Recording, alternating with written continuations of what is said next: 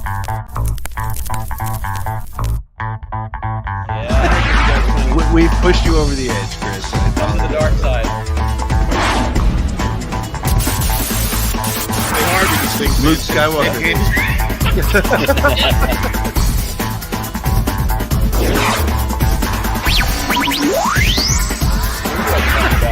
I'm an asshole, just so everybody knows.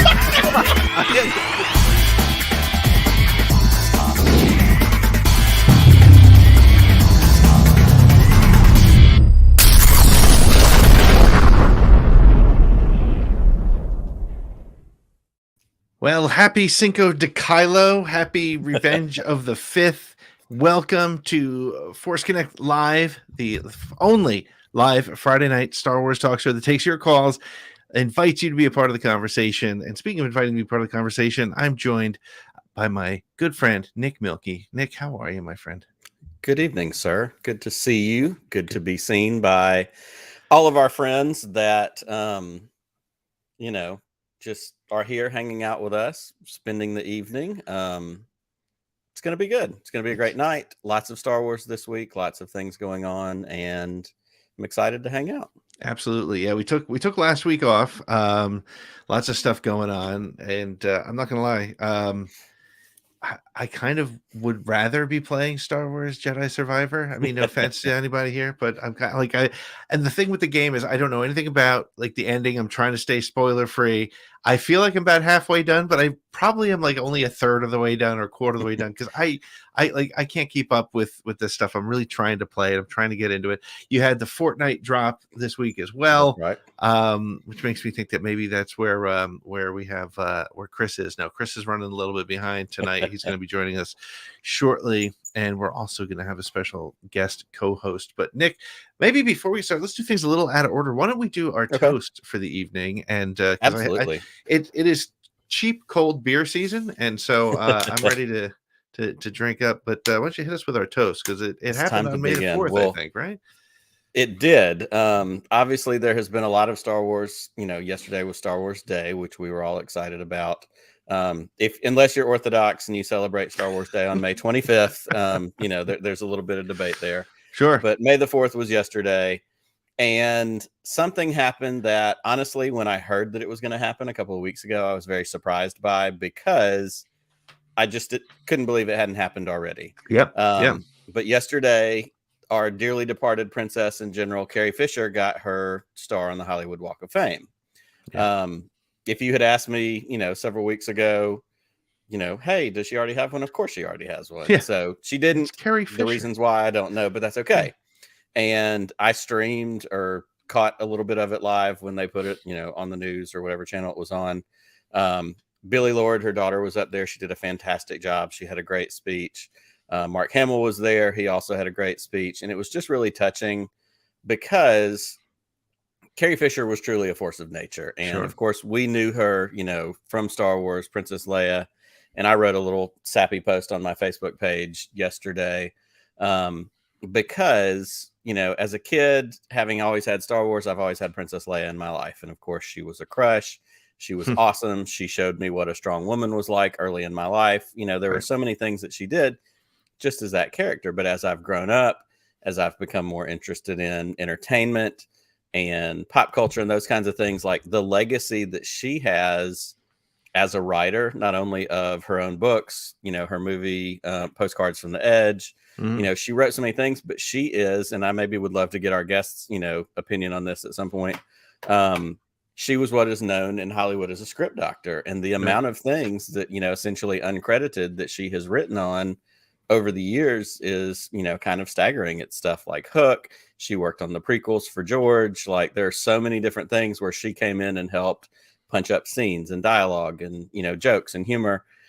And that's amazing because she was just truly so talented. But the other thing that has struck me again, as I've gotten older and, as life wears on all of us, is her very candid and frank, conversations and, full transparency with who she was as someone who struggled with both addiction and mental health. She was, bipolar. She talked about it. She had, her great one-woman show that's on HBO that you can watch. Oh, it's so cool. So it's just one of those things that she's so special and did so many things and inspired so many people in so many different ways. And I loved listening to Billy Lord talk yesterday about, when she was a kid, she didn't want to watch Star Wars because everybody was in love with her mom. And she's like, you don't want everybody to be in love with your mom. You want your mom to be your mom. And so when she finally, in middle school decided she needed to watch it just to figure out what her friends were always talking about, she was like, it kind of irritated me that I realized how much of a badass she was. And not only was, she's awesome, she's Princess Leia, but Princess Leia is my mom. So I want to raise my glass tonight. I want to raise our toast tonight, certainly to Carrie Fisher, to the magnificent woman that she was as an actor, as a writer, as a human being, and as someone who worked really hard to be her true, authentic self and was able to show other people it's okay to struggle. It's okay to deal with hard things because hard things make us stronger. And that's something that I certainly can relate to in my life. And I know a lot of our friends, could understand that too. So to the one and only Carrie Francis Fisher, I raise my glass and say cheers and happy Star Wars. Cheers. Happy Star Wars. I'll tell you what, when the spring comes and you mow your lawn, you want a cheap cold beer. Maybe not a cheap cold beer. It's cold enough and it's cheap enough. But anyway, so hey, before we get started, let me do our typical housekeeping. First of all, thank you so much for joining us. We are part of the SSW network, which we finally got all of our stuff together on that. And you can follow us on all your social media channels at the SSW network. You can find our website, www. Do people still do the W's? Because I do, because I'm an elderly gentleman.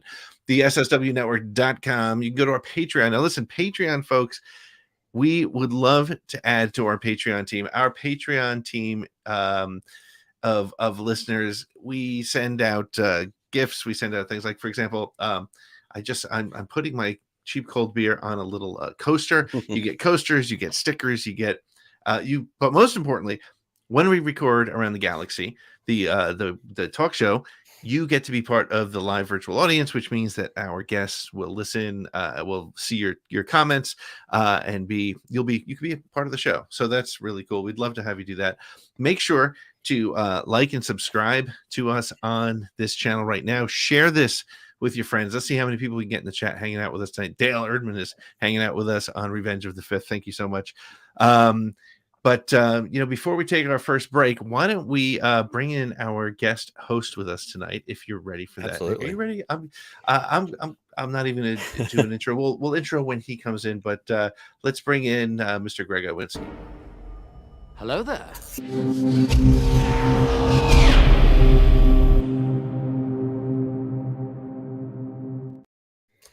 There he is. Mr. Iwinski, how are you? Oh, you're muted. I'm good. There we go. Oh, there he is. How are you guys? Sorry, my phone has not stopped blowing up for 5 days. So yeah, I can only imagine. I'm constantly finding out what we're doing on both coasts. So well, if I have to look down at my phone, it's not because I'm trying to be rude. It's because I'm like, oh, we shut down a different show. So yeah, well, I definitely appreciate you taking the time to be with us tonight. We know there's a lot going on. You are, for those who don't know who Greg Iwinski is, he's an Emmy award-winning television writer, and not just that, but you are actively in the thick of all the WGA strike and negotiations, and we're having conversations with you and the rest of your podcast because we want to have you on next week and kind of dig into that in a little bit of detail. But give us a little bit of your background and then we'll take a break. Then we'll come in and start talking Star Wars. Yeah. My name is Greg Iwinski. Like you said, I'm a comedy writer. I was a Star Wars book nerd in the 90s. Read all those trade paperbacks that were like $5.95. And I've just been super into it since then. And yeah, with two other comedy writers, Tim and Jim, I host a podcast called Yub Nub that is for Star Wars. It's Star Wars podcast for people who like Star Wars. What a concept, by the way. Yeah, and I'm here to tell you, and I tweet about this all the time, but I'm here to tell anybody who's watching or anybody who's going to listen to this next week when it goes out on the podcast feed, Yub Nub is the best Star Wars podcast that you're not currently listening to. I'm telling you right now. The second part's definitely true. It is. It's a great show, and of course, I'm biased because I've gotten to know you over the last year or two. But it's just a fun show. It's so fun. I just, y'all do such a good job.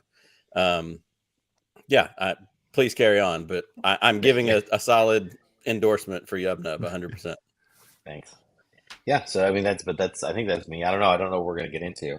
No, that's happy, happy to talk about myself or the strike or Return of the Jedi or whatever we're gonna talk. Yeah, we do have a full show ahead of us, and we're gonna hit our first break in a minute. But when we come back, we're gonna be talking about everything that happened on May the 4th, including what happened on May the 3rd, which was that was the first day of the strike, right? Was it, or was it the second? Yeah, it's hard for me. We'll have to get into the details, but Okay. It was somewhere in the blur of my brain as I was on two different coasts making my a contract try to happen. So yeah. Well, we're going to take a quick break, and when we come back, we're going to be digging into all the Star Wars happenings of the week with our special guest host, Greg Iwinski.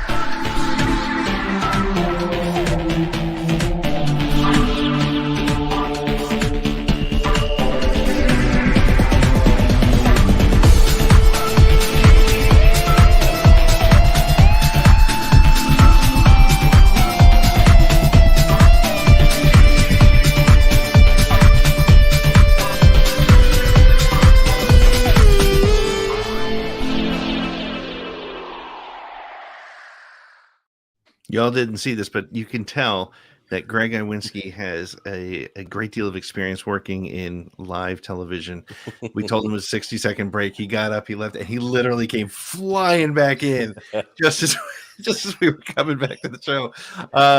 Yeah, he's a pro. I love live television. It's one of my favorite. Right, it's the way to go. So I guess Nick, did you want to lead this portion of the show here? And absolutely, let's, because there was so much that happened this week from a pure Star Wars standpoint, or do we want to start talking about the writers' strike? Where do you want to go with let's actually start with the writer strike. Let's let Greg talk a little bit because Chris is going to join us here shortly. He's coming in a few minutes late, so when Chris gets here, we can dig into May the 4th, video games. Couple new series dropped yesterday. Like, there's a lot going on in Star Wars, but with Greg being here, I'd love to kind of start there and dig into a little bit about, and maybe I'm just going to throw a couple of questions at you, Greg, and let you attack it however you want to. For anybody who may not know, you can give us kind of an overview of what the writer's strike is about. We know what strikes are, obviously, but what it is as far as writers. You're a TV writer. You've been involved in this for a long time. And, tell us what it means. And, even if you want to connect the dots to how it relates to Star Wars, we have lots of Star Wars TV right now. There's a lot of moving parts. I know that's a lot to crystallize in a segment on a show, but there is the floor is yours. Yeah. That's right. It's so I mean, if you like TV but you don't make TV, the writer's strike is like a thing that happened in 2007 that meant that Heroes got canceled. Right. And everyone talks about Heroes, but people don't talk about Life with Damian Lewis. It was the best show. I love. They don't talk about Southland, which then later got saved by TNT. But Southland was a great show. NBC had fantastic killer. They had a killer primetime lineup that they didn't have to get rid of. They could have kept it and brought it back after the strike. That was NBC's call. But this is so random. Was the Black Donnellys or Kings a part of that time period too? Because I loved both of those shows. If you, like the Black Donnellys, held a gun to my head, I don't know if I could tell you what year that. In my head, that's like 2011, I think, is Black Donnellys, but I could be. It might be 2004. But yeah, Southland and Life, like those were fantastic TV shows. That was so good. Time. Yeah. Yeah. The Fire Found Me. These are Life deep cuts. Absolutely. because he had just come out of Band of Brothers, so you're like Damian Lewis, Yep. way before. And the fun thing is, Damian Lewis is an actor on Billions, a show that we stopped from doing production today And on a he location shoot. was in Homeland with friend of the show Maury Sterling, who played Max in Homeland all of those seasons. So lots of connective tissue there. But go ahead. Yeah, so in 2007, there was a strike where the writers said, hey, it seems like you're going to make shows on the internet, and we want to make sure we get paid for those. And the studios, so we're talking about companies like 20th Century Fox, Disney, ABC, Sony, these companies said, no, it's just for promotion. And so they wouldn't give us any money for things that were on the internet. They were showing episodes of The Office again. They were doing like little clips and webisodes, and they were saying all this was promotional. We'll never really make money off it. Then they start selling shows on iTunes. Then they start selling you recaps and all that stuff. And now in 2022, 51% of all screenwriter income came from streaming. Wow. So 16 years ago, we said, this seems like an existential threat. Yeah. So we are going to cut this off. And we were right. And it led to half of what all of us made last year. Not just made in terms of money, but the kinds of shows we made. Half of that money was streaming. And then for this negotiation, what we realized was that in all of the streaming and all of this stuff that's gone on, because of the pandemic and this stuff, we haven't been able to sit down and have a real negotiation. 2020, we do every 3 years. 2020 is the middle of the pandemic. 2017, right. There were a lot of financial negotiations about retirement accounts and pension and health and all this stuff. 2014 was the first time that we said, an episode of a show on TV and on streaming, you pay the same because it's the same work. Right. We got that in 2014. And a little bit of residuals. Late night didn't get anything. I'm not going to get super into the details, but to say that it's 9 years since we really negotiated with these studios.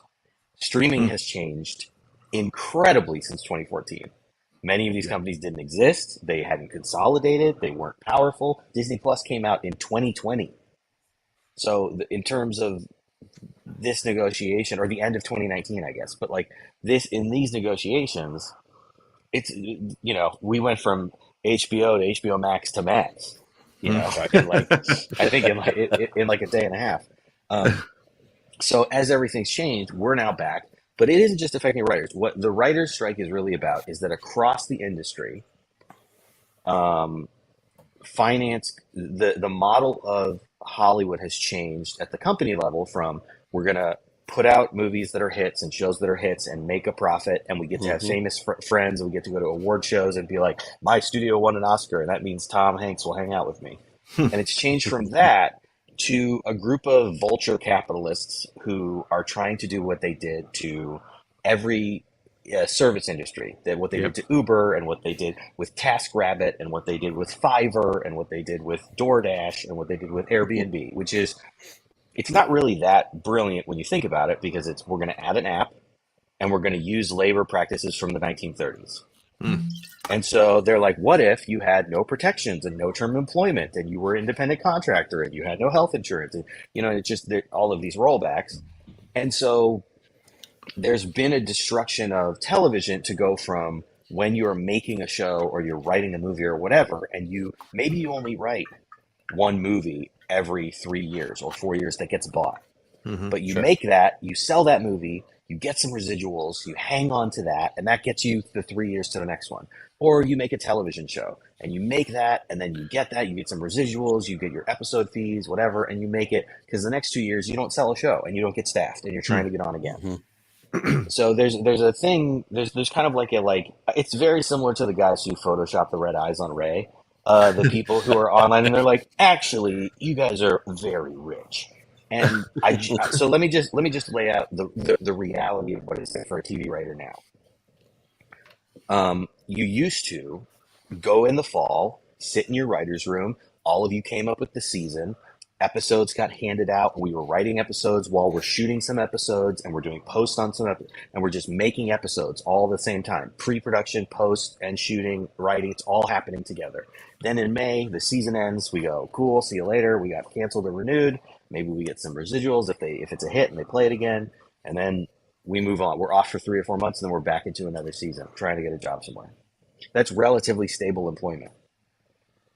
And the shows have shrunk. now there's 6 episodes or 8 episodes. And so Right. you think if you went from 26 episodes to 8, well, then the budget would shrink by 2/3. But that's not what happened. The budgets have expanded. And so now these shows are 8 episodes, but they're more expensive and they take longer. Right. So now an 8 episode series is taking a year and a half to do. Right. And and as a writer, that means I'm locked up for a year and a half Right. to make something that's paying me a third of what it did before. And what that ends up looking like is I worked for 10 weeks. And so, yes, I made $10,000 a week. And there's no one who should tell you that's not a lot of money. That's crazy money. Right. So you work for 10 weeks at $10,000 a week and you have $100,000. And now you have an agent taking 10%, a manager taking 10%. You have taxes because you live in New York or LA where taxes are very high. And you have to pay rent in New York or LA. And so Also now very high. that $100,000 has to help you live for a year or more in the two most expensive cities. And that's hard to do at all. If you have, or like me, you have 2 kids, it's very, very hard to do. Sure. And so that hasn't happened because people are making less TV. It's because they are paying less for TV. Our wages are down 24% from where they were a decade ago, even though profits are up, even though they spent $19 billion on content last year. They spent $1 billion on the Lord of the Rings show. Right. But then they're like, well, we can't possibly pay you a living wage because where would we get the money?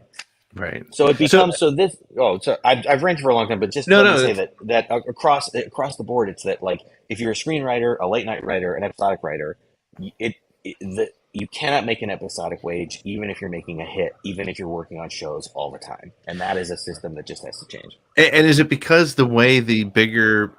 It sounds to me like a lot of it has to do with the fact that shows are, because they're bigger, they're taking longer, you're wrapped up in them for a longer period of time.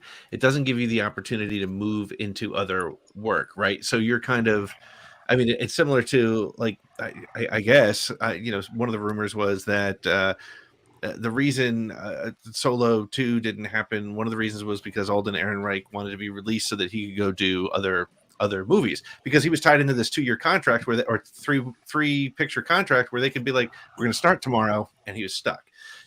Is it a similar situation for you in that you're like, I'm now on this show and I can't do much else at the same time? Yeah, because it's a thing called options and exclusivity. So you come in, and this is the other thing. So now we're separating all these pieces of production. So there are things that you'll see in the press or people refer to as mini rooms, which is it's a very simple concept, and it's used by some shows that we all like and some studios that we all like, which is, instead of making a pilot, because making a pilot's expensive, I have to make a whole episode of TV, right? What's a lot cheaper is if I put like 4 to 6 writers in a room for 10 weeks and I tell them, what if you just thought of the whole season of a show that doesn't exist? Right. So like we're going to do a show about Shadows of the Empire, and they put the 3 of us and one other guy in a room. And for 10 weeks, we come up with all the characters, all the relationships, the whole storyline, and what every episode's going to have in it for like 10 weeks pay, even though we have invented the show. And then they can let us go, and they can hire one famous showrunner who goes, cool, this is now my show. And I can freelance these scripts out as independent contracting to my friends, and they'll do that.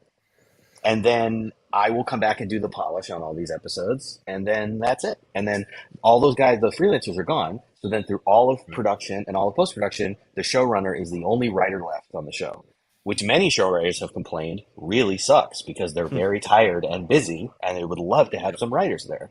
And you also don't have writers on set, which, you think about the guys who were on The Office, who then learned how to make Brooklyn Nine-Nine, and those guys taught people how to make like The Good Place, and those people taught people how to make Grand Crew, because you're a writer on set learning, you're watching, you're seeing that stuff. And now you're not even hired to go on set. So there's all these ways in which a system that we have had for decades, not because we don't like it because it's old, we like it because it's a self-sustaining model that makes everyone financially successful. Right. And I think there's an. Go ahead, Pete. I was going to say, it sounds like it's not so much that you want the system back. You want the system. All systems will evolve, right? I mean, the fact that you were just saying, right? We've gone to 51% of all writing is for streaming shows now.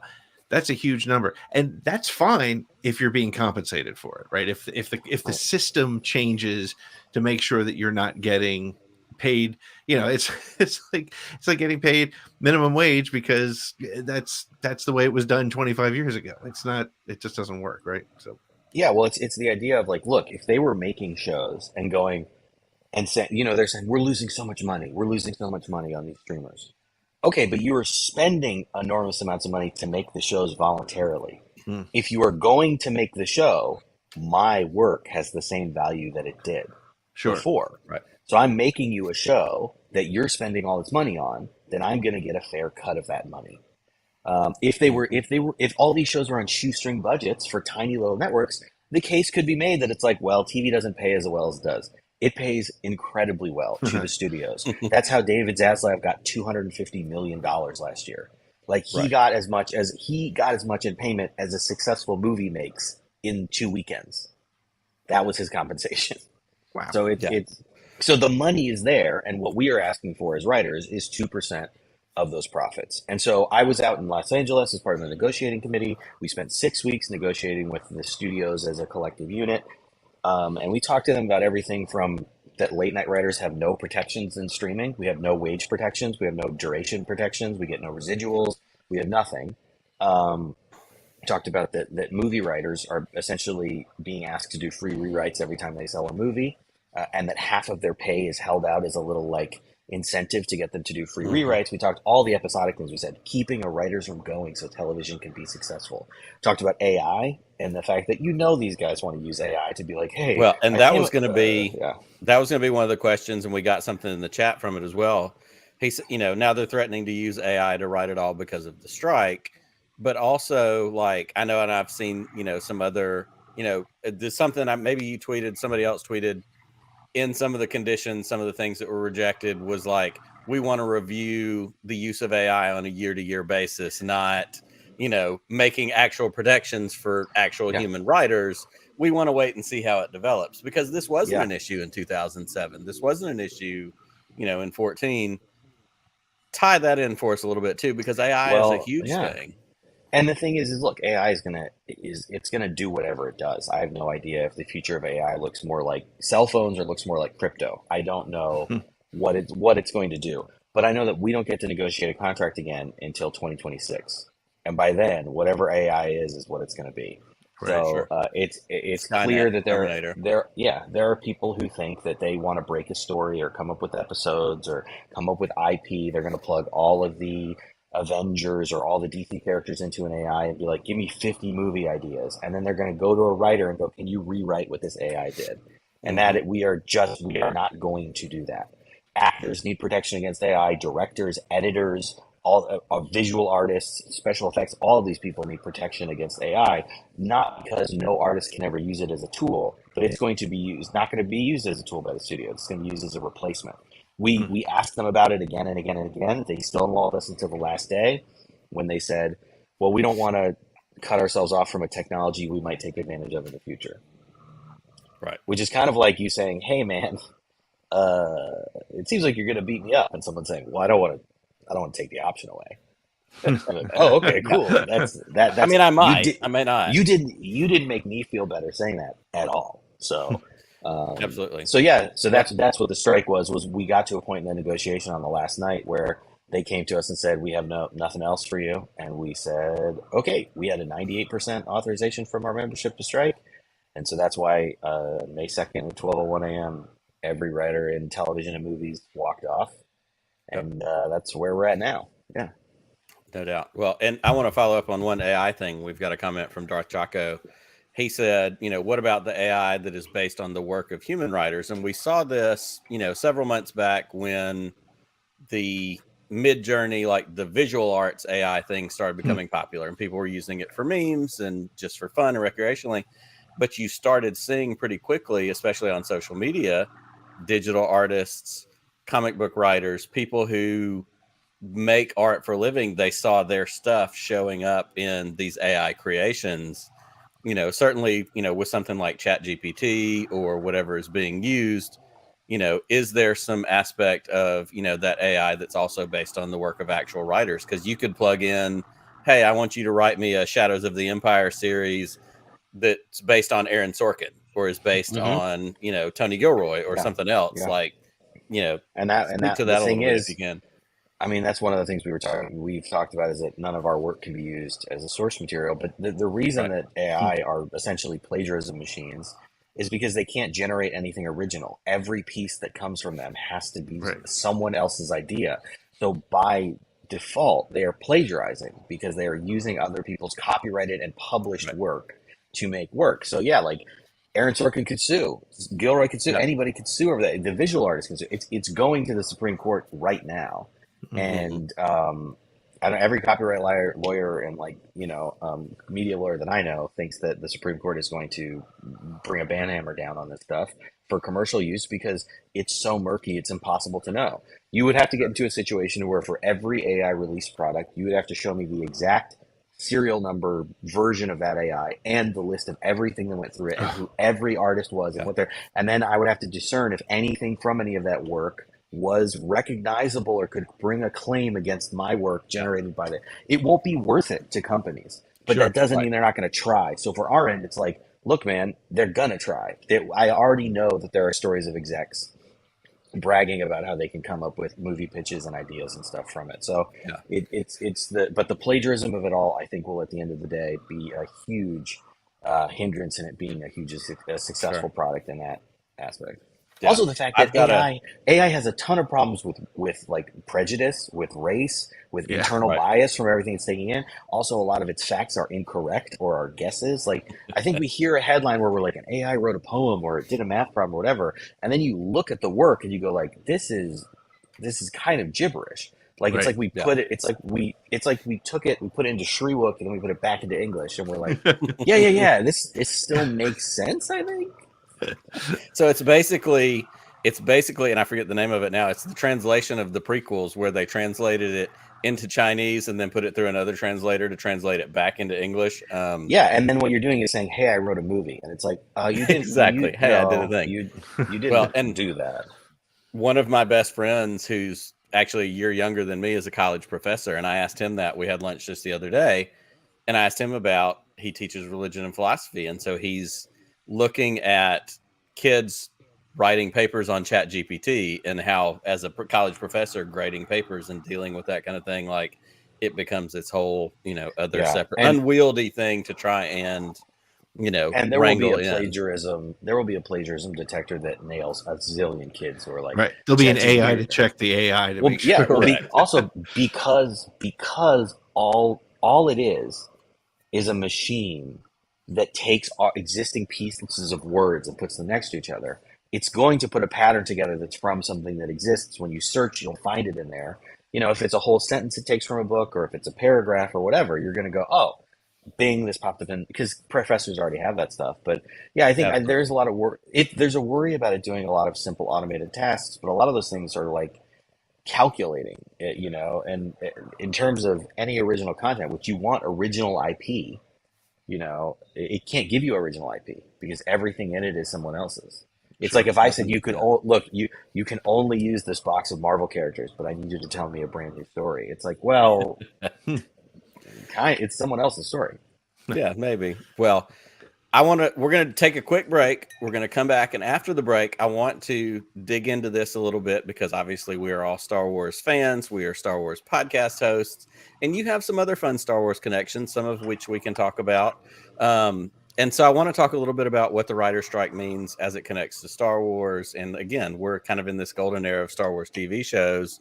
We've heard things, Favreau has supposedly written season 4 of Mandalorian. We want to dig into all that with you as well. So we're going to take a quick break. And when we get back on the other side, we'll jump into that. Great. All right, I'm doing this in one take. I hope you're all ready. All right. Do you like t-shirts with sayings and logos that are bordering on that very fine line of copyright infringement, but still very Star Wars in the way they do things? Do you like some of the weird stuff that Pete, Nick, and Chris say on their shows like Force Connect and Around the Galaxy? Of course you do. Then you need some of our t-shirts and mugs and stickers and sweatshirts, and I can't believe you guys are selling all this stuff. You can go to sswnetworkshop.com Iwinski.com, or you can scan the QR code in the corner there, and you can get this stuff. I don't know why you might want to, but hey, everybody likes a deal, eh? And since you like a deal, use code WATO20 and you'll get 20% off your order. That's right, use code WATO20. Head on over to sswnetworkshop.com today or scan the QR code. I'll make you a deal, huh? Well, we are back on Force Connect, the Friday Night Live Star Wars fan fun call-in talk show, whatever it is, whatever we call this thing. We are going to get to calls here in just a short little bit because one of the key things about this show is we want to hear from you. So we have put the link in the chat. Hit that link, hang out in the background. I know we've got a couple of callers hanging out in the background. Our usuals, our Cal Ripkins, they're keeping the streak alive. We're going to go to them in just a minute. But before we do, as I kind of said before the break, Greg's been talking about the writer's strike, what that means, what it is. But we are also in this place of Star Wars television. We haven't had a Star Wars movie since The Rise of Skywalker came out. And we're getting Mandalorian seasons. We've got Ahsoka dropping in the fall. We've got Skeleton Crew that's on deck, Andor season 2, which I saw some stuff, potentially reported about that maybe just yesterday or today.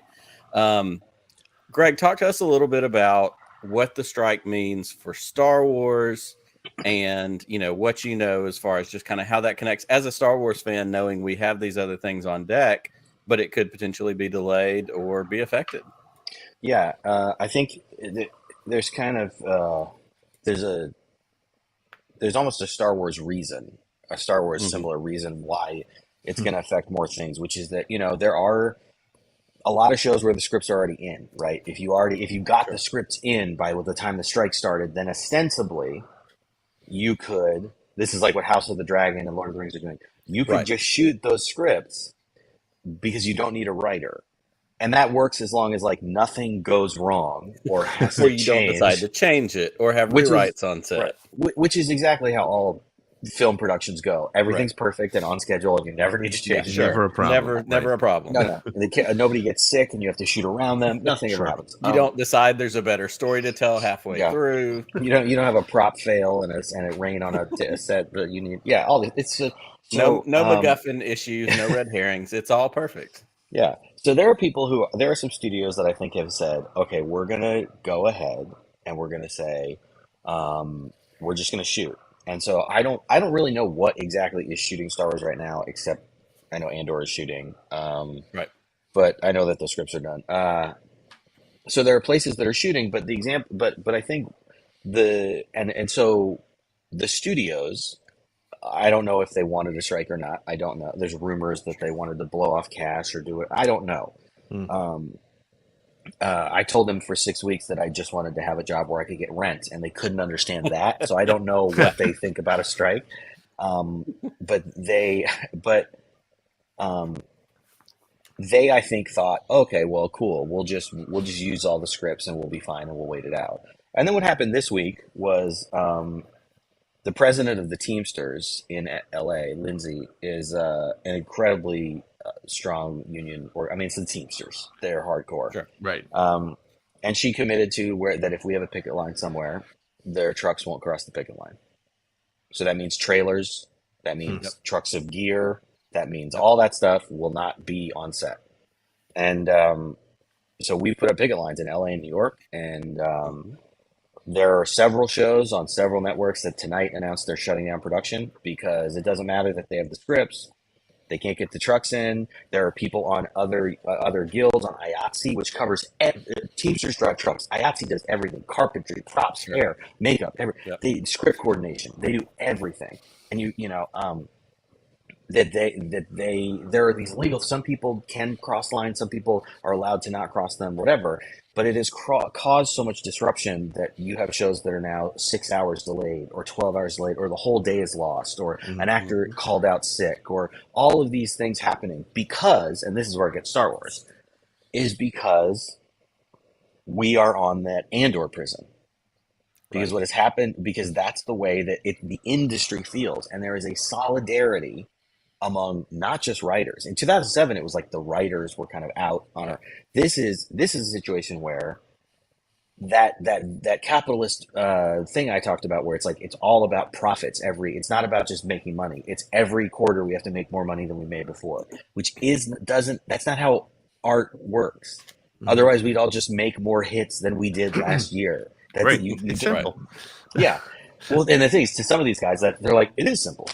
I ran a vacuum company, so now I'm just like, just make hits. Have the AI write a hit, and it's like that's boy. not so.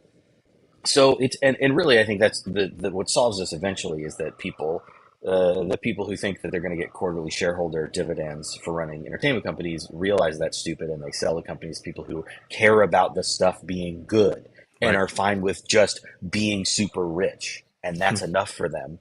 Because it's not like if you were a different head of an entertainment company, you're not making tens of millions of dollars.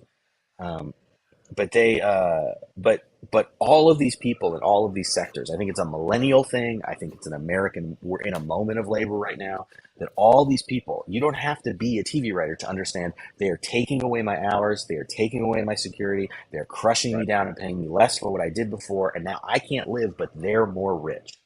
And that is what's happening to us, to directors, to actors, to grips, to camera guys and focus pullers and lighting guys and all of these people. So you have this huge web of solidarity because our contracts, look, we go, directors start next week, then actors go. But then next year it's the Teamsters and it's IATSE and all of these contracts keep getting negotiated, and all of us have had enough.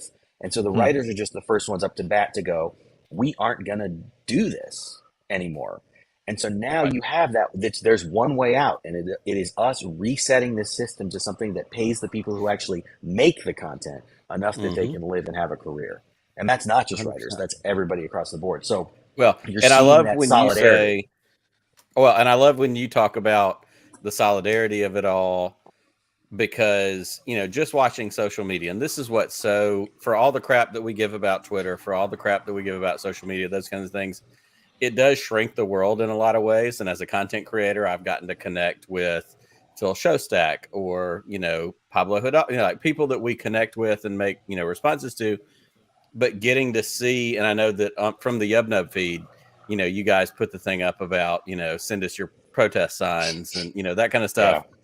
But also just watching Twitter, watching social media, seeing the support from, I saw a tweet an hour and a half ago, Brett Goldstein and Yvette Nicole Brown on the line together, holding a sign, freaking Roy Kent's out there. You see all these people, these writers, or even actors who aren't writers, but are going, no, these are my guys. Like, I'm here with them too.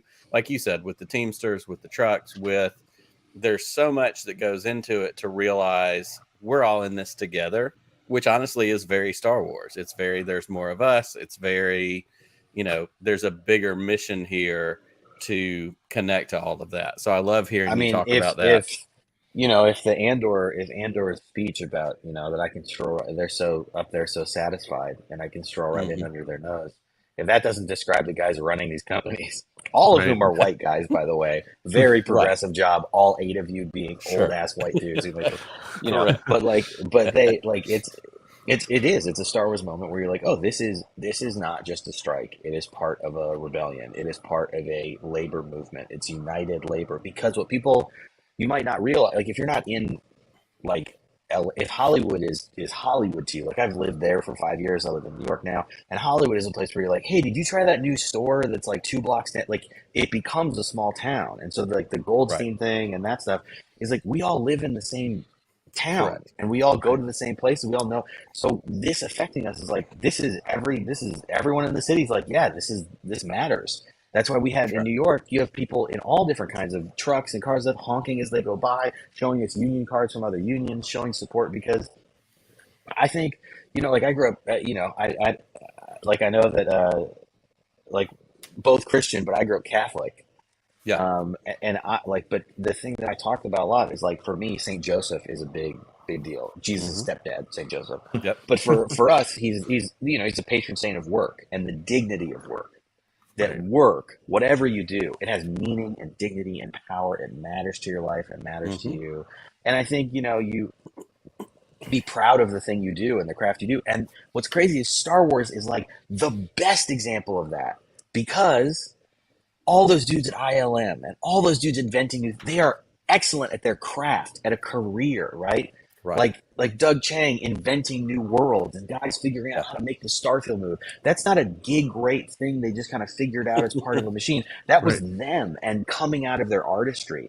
And that's what makes these movies amazing and shows, and they captivate us. And remember, is that they come out of these people, that the people matter more than being just a machine. So I'm really hopeful, because like this is only going to keep going. Actors are going to negotiate, and I think they're going to be tough. Other people are going to be tough, and it's like I think that we're going to win. I think it might take a while. So I think there are movies, I think that's what you're going to start seeing. Because just one thing to say to everybody who's watching who's not in the industry is, if you read Deadline, if you read The Hollywood Reporter, or you read Variety, those are all owned by the same company.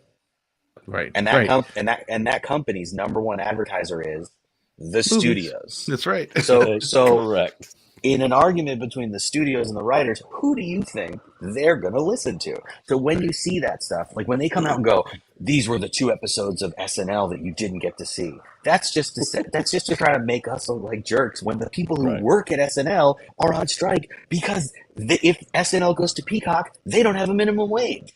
Right. Yeah. So it just becomes a thing where it's like, just remember that like when that stuff, they're going to start going, they said Blade got pushed back. That was the thing they dropped tonight. They're going to say other stuff got pushed back. They canceled the MTV Movie Awards. They do like all this stuff, like all Loot just stopped doing, Billions just stopped. All these, they're shutting down these shows, and they're going to go to the audience and say, ooh, aren't those writers bad? Aren't those right? And it's like, and my hope is that what comes across is, we're the ones actually making the stuff that you like. Right. The studios aren't. We're making that, and then we're giving it to the studios for money, and then they're giving it to you. Right. So just the hope that in all this, bring some equity to it, right? Yeah, that's right. And it's also like, it's very much they said, we said, because like you mentioned the MTV Movie Awards, I saw something again 45 minutes before we went on live tonight, that I don't remember who it was now. Whoever was supposed to be the host, Drew pulled out. Well, yeah, Drew Barrymore. Basically, all the presenters backed out, and so they backed out and said, we're standing in solidarity again with the writers, and we're doing this, but it's going to get spun the other way as, look what the writers are making us do. We have to cancel the MTV Movie Awards. Have you no shame? There's nothing no movement for anybody. Carson Daly's just sitting in an empty room, like, God, I have nothing to do. Poor guy. Poor guy. Well, you know what he could be doing? He could be watching some of the Star Wars shows that dropped this week. How'd you like that for a segue? We're gonna take a real quick break. Chris is gonna join us. He's feeling sick over that little segue. But we also want to talk about. We do know. I don't know how much you can talk about the show that you were a part of, but we'll talk about that as well. And we'll take a real short break, and we'll be back in 1 minute with more Force Connect Live.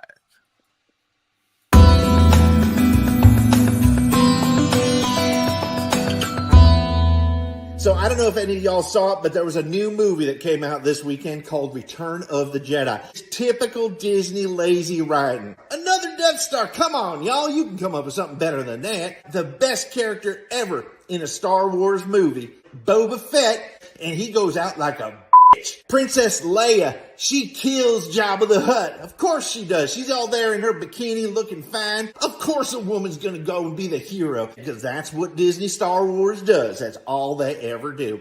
Speaking of Princess Leia, she is Luke's twin sister. Now listen, y'all. I don't got a problem with kissing your sister, but I do think it should not be in movies for kids. There are Ewoks, these little furry teddy bears. Basically, they're Build-A-Bear in the forest, and this whole movie's been bad right now. It's typical... What? It's a re-release of a film created by George Lucas himself? I gotta say, I just saw Return of the Jedi. It might be the best movie I ever done seen in my whole life.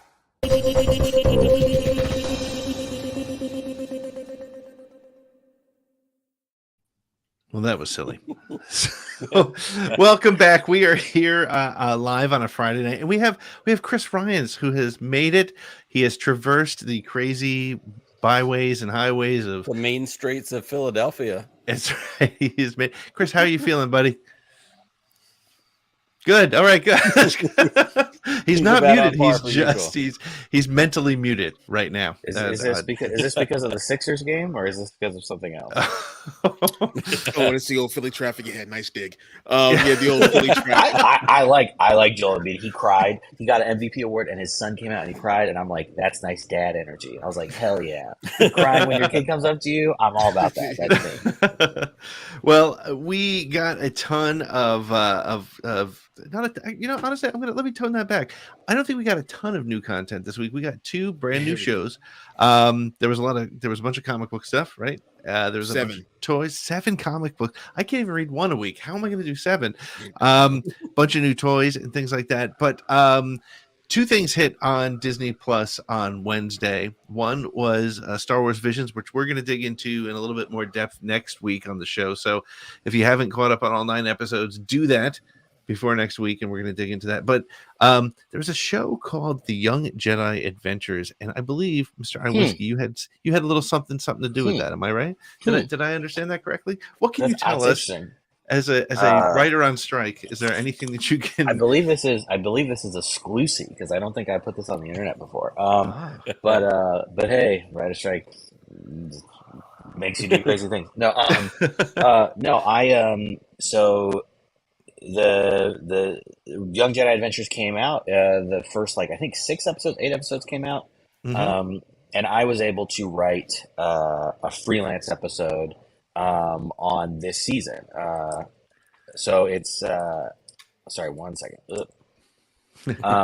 So I was able to write a freelance episode. It was one of the coolest things of my whole life.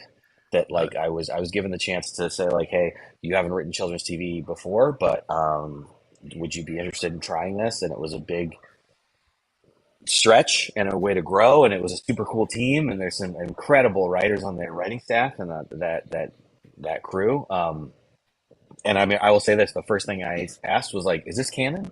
And they said yes, and I said, got me, I'm in now. Yeah, so it's so my episode I think doesn't come out for a while in the season. I think they drop in chunks, for the preschool shows. But it's great. And the show is, I mean, so even they're not my episodes out there yet, but the show is incredible. It is so fun, and it's crazy to have looked at it for so long behind the scenes, and then to have it come out. My son has seen a bunch of stuff because I had a work laptop, and he would see all the stuff and be like, "Wow, this is cool. When can we watch it on the big TV?" I'm like, "A long time from now." How long have you been working on it? Because we've known you now for a couple of years, and I know that we've talked about how great it would be if you had this opportunity to work in Star Wars. I know that was a dream of yours. How long have you been actively involved in it? Yeah, I did. This was way until the animation lead time is so long that this was way into last year, and so it's a thing I've had to keep secret for a long time. That I got to do an episode, and it's and the thing is, an episode, you see the show, it's they're 11 minutes, so you have this little chunk of Star Wars that you did, and it's so fun, and so it was last year, and going through the process, totally new to me. The showrunner there is great. He made Puppy Dog Pals, so he knows preschool backwards and forwards. And and then also knows Star Wars, and there's all this just a really good team. So it was really a cool way to write my first scripted thing on television as opposed to late night. But also cool just to see the characters. The High Republic it's so funny. I'm finishing the Cataclysm right now. God, even the names are sad. But it's so funny because I read every book, obviously. I'm an every book person. Everything I'm all in. But what's so funny is everything in High Republic is so sad. The young adult books are sad. Everything is so grim. Everyone dies. It's sad. The Nameless is killing teenagers. It just is so freaking grim. And then our show is set in the High Republic, and it's totally light, totally fun. Everyone is nice and kind. There's still conflict. You're fighting pirates and doing it, but it's for preschoolers, and it's appropriate. Yeah, but dude, they're canon kids in the High Republic era. This doesn't end well. Oh no! See, it's so fun. This is the thing that all of the internet has said. They are 200 years. No. But I'm just saying, yeah. It's not in the High Anakin. Republic. Oh, okay. Oh yeah. Oh. No, the High Republic. Oh, you just mean that the Nameless it's is going to just kill all right. these children? Yeah, I've actually. I'm trying to stay optimistic. I'm hopeful that these guys. But you know what I love about it? I'm watching it.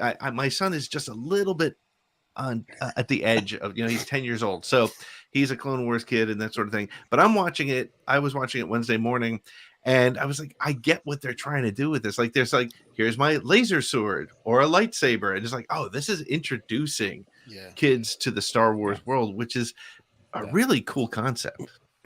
Yeah, nothing in 50 years of Star Wars has been this kind of on ramp as the first thing you could see. And honestly, the part when I got really, really emotional was when I realized that there will be kids who this is the first Star Wars that they know. And to think that Kai Brightstar, a black Jedi, is going to be the first Jedi that they know is just. It's like, that's when I was like, I was like, oh my gosh, I can't believe there's gonna be kids who are 25 who are like, yeah, Kai and Listen Nubs, and like they're the first Jedi. Nash Durango is the first pilot that I know. Like, it's just, and it has to be even immense. more special because you have preschool age kids yourself. Like, this is something that, it's not just a job. Like, it's your soul, it's your passion. I mean, we met, a year and a half ago. We hung out at Celebration. We sat on the back porch of the Hilton with Jason Fry for 2 hours. Like, we got to spend time together, and getting to know you over these years. Like, you're a huge Freemaker Adventures guy. Like, there's so much that you, carry the flag for as far as Star Wars, and then being a writer too. Like, as a personal, my personal selfish, it makes me so happy to see you have this opportunity, have this, place to plug in. That's a passion of yours, Star Wars, and it's preschool because you've got preschool age kid. Like, it almost feels like the perfect mix of, opening places for you to get plugged into something. Yeah, I mean, it's been incredibly cool, and everybody has been, like, again, up and down has been so dope, and meeting the Lucasfilm people has been really cool. But again, it's just like, I think the world is so cool because we see so many Star Wars worlds, and in my head, like, I've, my episode coming out later, it's like I've seen a lot of the season, and I've seen a lot of, like, where it goes, and so it's like it's so cool to see this playground of stories and to think about what's going on here, because this is taking place, I think, in between the first and second book. I think it's like it's like somewhere around there. Like Light of the Jedi to not Falling Star, but the middle, whatever the middle one was. And so it's like, so you're in that space, and you're and I think in the first episode they talk about you're way out on Tanu, which if you have the galactic map that they gave out at Celebration Anaheim, I got one of those maps from the book people. Tanu has been on that map for a year and a half. Oh, and wow.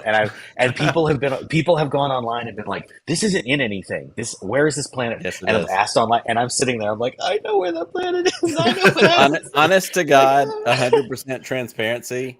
One of my biggest regrets from Celebration Anaheim is not getting that particular map. That map, I have it framed on my wall. I love that map. Amazing. I used it for work. I got to use it for work, which was very cool. But it was all that matters. Yeah, and it's great because it's like, it's kids. Yoda sends kids out from Coruscant to the edge of the galaxy to learn lessons, and they learn lessons that kids can learn about bravery and about sticking up for people and about believing in yourself and all that stuff. But also they're Jedi. They have lightsabers. They're training sabers, so they don't cut. They impact. Because it's, I think, awesome. Yeah, all right. It is. This show is for 4-year-old children, stuff like that. We're not gonna. Good. It's not Clone Wars. It's not Clone Wars. Let's keep these good kids away from everything that is going on in the galaxy at that moment. Yeah. Wow. No, there were times I was like, "Hey, is this when like everyone's dying over here?" And they're like, "Nope. There's a not on to do." No Nihil over there. Hopefully, no. Yeah. And the crazy thing is like the cool thing with Star Wars is like who knows where all of this go. I don't know like where it goes in future seasons or the characters outside of this like years down the road. I don't know, but it's just so cool because like you were saying, like there's just never been anything like this in Star Wars, where it's really, there's not a cynical bone in the show. Like it is uplifting and for kids to see themselves and to care about themselves and other people. And no, it's really great. It's really great. And like Nassim Pedrad is on the show as the Master Zia. You know, like we Amazing. got a really cool voice cast, and then the kids are kids, which was like really crazy to be like, wow, these are just little kids that get to be Jedi. But and it's a very cool show. And as a parent, I have to watch so much kid television. And the biggest thing I love about this is like I could watch this all the time, even if I didn't work. Right. I could watch Yeah, so much of this. Where was this when I was stuck watching Paw Patrol for the 73rd Yeah. time? And I mean, I think even the fact that the theme song is an orchestra, it's not like blippy, whatever. It's, you know, Right. or I have mentioned Geode before. Don't worry. When I have talked to Star Wars people, have been like, what about this deep cut? I think at one point I referenced, I think they're in Shadow of the Empire, but it might be in a different trilogy, when it's Luke and Mara Jade and they're in that cave with like the talking bird dinosaurs. They're like this, they're like the telepathic like bird dinosaurs, but there's two clans and they're arguing and they like fly up to the tower that Thrawn's using. I think that's Shadows of the Empire, or it could be the Thrawn trilogy, and it's like the long uncut version. I was listening to it as an audiobook, but I was like, what about these telepathic birds? And you could even see people who make Star Wars who were like, looking at me like, you need to chill out. You need to dial it down. Why You don't need you get to out of the chill house a out. little more? Right. I think it's that thing that must happen if you work there all the time, which is everyone will be like, can I prove to you that I'm a D? Yeah. And they're like, yeah, we do this. We get it. So We asked you to be here. You're fine. yes, it was that. Yeah, it's like that. So it's been super fun. And also, like, you know, there's so much stuff coming out that's totally different. Like, you know, the Boba Fett, the Mandoverse is so different than Andor, is different than Obi-Wan. And this is another cool, different thing that I think, I don't know, like I think when you think about with your kids, when I sat down and thought about the 9 movies, and I was like, which one is the least scary to show my son when he was 3? And it's like, oh man, the Emperor is really scary, and a lot of like 9 is obviously scary, and like, you know, so you're like, okay, and whatever, you know, and you're just trying to figure it out. So like I showed him Phantom Menace first, even though there was Darth Maul. I was like, okay, there's this Darth Maul guy, but because the pod race is fun and that stuff's light and there's no Emperor, and it's like mostly, and Jar Jar is great for a 4-year-old. Yep. You know, and like in that thing, and being like, okay, so it's like I just need more stuff like that I can show to my kid without having to worry about fast forwarding. You know, like because he really wanted to watch Black Panther, which and so once he turned 4, we watched Black Panther, which like meant a lot to me. But there were still like 20 minutes where I was like, nope. You know, and so I think it's just that kind of thing where this is so great that there's a Star Wars thing out there that is as good as Star Wars. It's not like Star Wars name slapped on something. Like it is Star Wars. It's got theme. It's got heart. It's got real Jedi. They all make sense. They're all on, like they're running into different, all the species and stuff makes sense. And also like, you know, it's fun because you're fighting pirates. It's, to me, there's a little bit of a Tailspin vibe to it. Yeah. If you remember that cartoon. Yep. You know, I can definitely see that. yeah, For sure. So Loved Tailspin. That's great. Well, Greg, if you'll stick around with us for the next segment, we're going to have some of our callers call in, and they can ask you a couple questions, and we also want to hear from them and from you what some of your favorite stuff was that came out. We, you know, hey, when you tune into Force Connect, usually the prep sheet goes out the window within the first 5 minutes.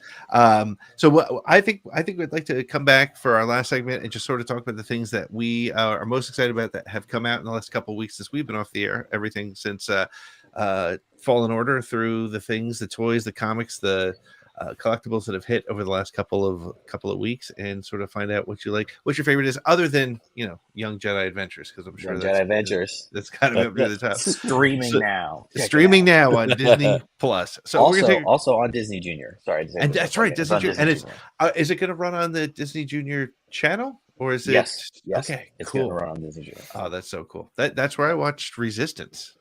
Was on Ooh. Disney Junior, or no, it was XD. It was XD. Oh yeah, no, yeah. XD's for older, and then Disney Junior's for younger. Yeah, Right. Junior's perfect. Right. All right. Well, speaking of perfect, we're going to take a quick break. When we come back, we're going to take our callers and we're going to talk about some of our favorite things that have come out in Star Wars in the last couple of weeks.